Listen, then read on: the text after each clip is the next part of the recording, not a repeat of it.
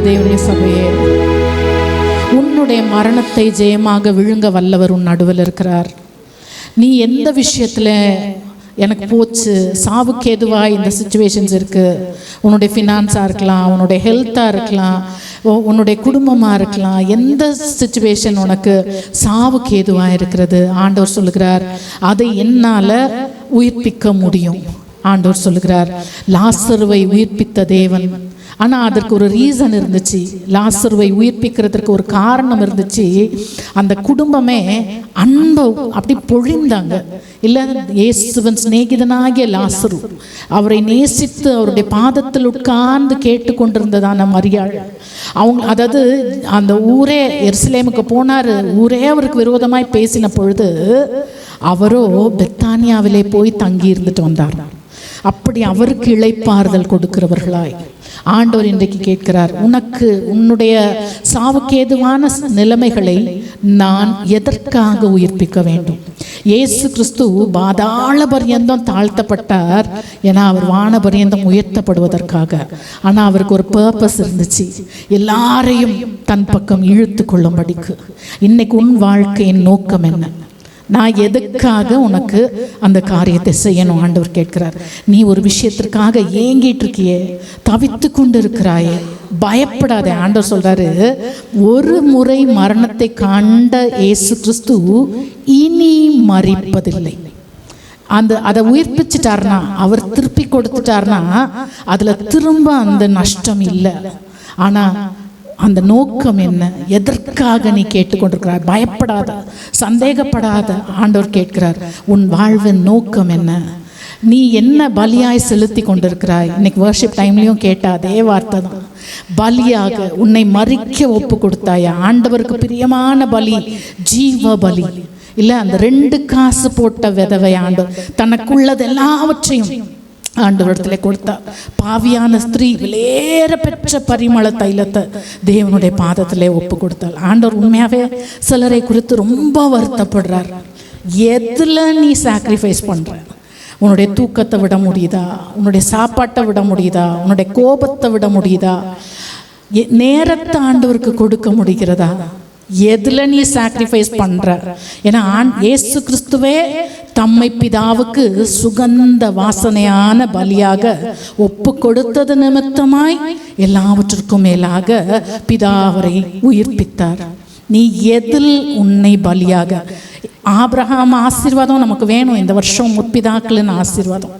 ஆனால் தனக்கு ஒரே பேரான குமாரனை, தன்னுடைய விலையேற பெற்றவனை கொடுக்க, அது சோதனை.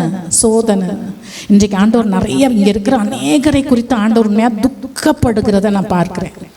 துக்கப்படுகிற ஒரு சின்ன விஷயத்தை கூட, அதை சொல்லிட்டாங்களே, அதை தாங்க முடியலையே, அதை சண்டை போடாமல் உன்னால் இருக்க முடியலையே, பிரச்சனை பண்ணாமல் இருக்க முடியலையே, நீ பலியாய் செலுத்தின, நான் உனக்கு எதற்காக நான் செய்ய வேண்டும்? இந்த நாளில் ஒரு முறை கூட நம்முடைய நோக்கங்களை நாம் சீர்படுத்துவோம்.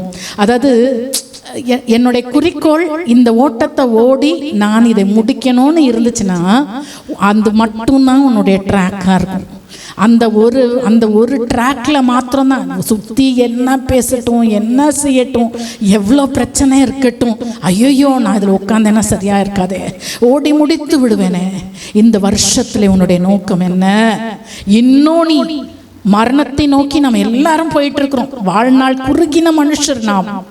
இன்னும் நம்மில் நோக்கம் இல்லாவிட்டால் வாழ்றதுல யூஸே இல்லை. அருமையான சபையே, இந்த நாளிலே ஒரு முறை கூட ஆண்டவரே என்னுடைய நோக்கங்களை புதுப்பிங்க ராஜா. என்னுடைய வாழ்க்கையின் நோக்கம் என்ன ஆண்டவரே?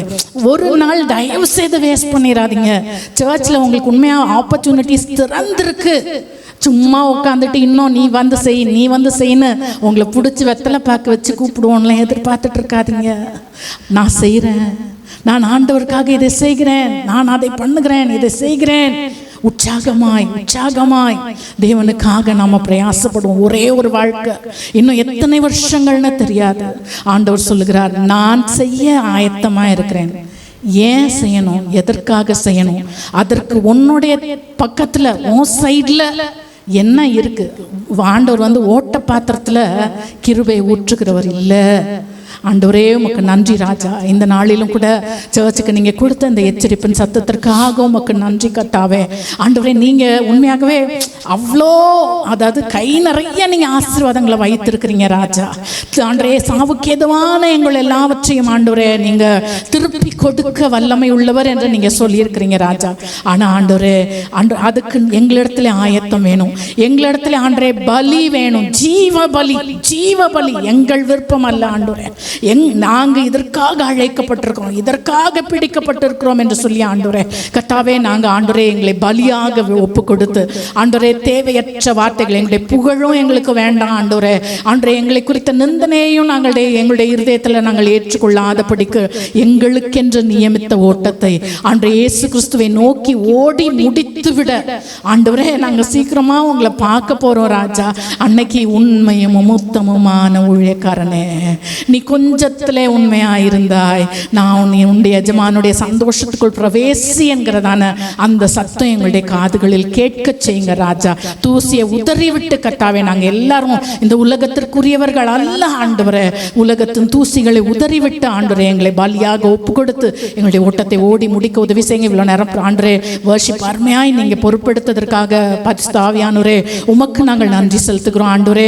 மீதமுள்ள ஒவ்வொரு பகுதிகளிலும் ஆண்டவரே உம்முடைய சத்தத்தை நாங்கள் கேட்கணும், உம்முடைய தொடுதலை நாங்கள் உணரணும், உம்முடைய நிறைவான ஆசீர்வாதங்களை பெற்றுக்கொண்டு செல்ல எங்களுக்கு உதவி செய்யுங்க. இயேசுவின் நாமத்தில் பிதாவே.